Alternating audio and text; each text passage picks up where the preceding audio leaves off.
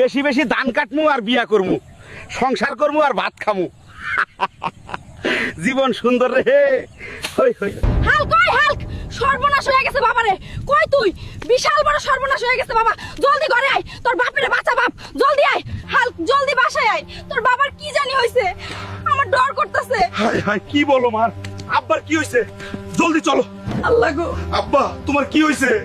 জানি না রে বাপ, সকালে গেছিলাম গাছ কাটতে, তখনই দেখলাম কি জানি একটা আইসা আমারে টাচ করলো।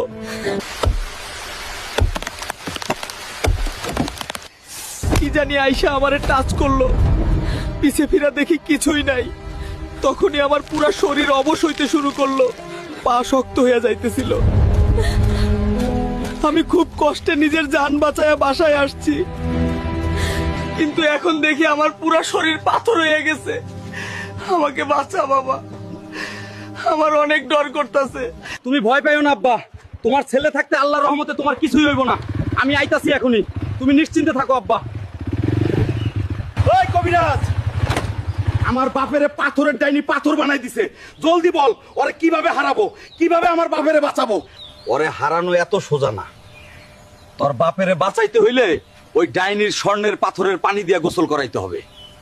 পাথরের ডাইনি, আমি ভালো করেই বুঝতে পারছি কেন তুই আমার বাপের ক্ষতি করতে চাস। আমি আইতাছি তোর কাছে, তোরে দেখা নিমু। বন্ধুরা, তোমরা সবাই আমাকে লাইক আর ফলো করে দাও, এতে আমার সাহস বাড়বে, ডাইনিকে হারাতে পারবো। ডাইনি পাইছি আজকে তোরে।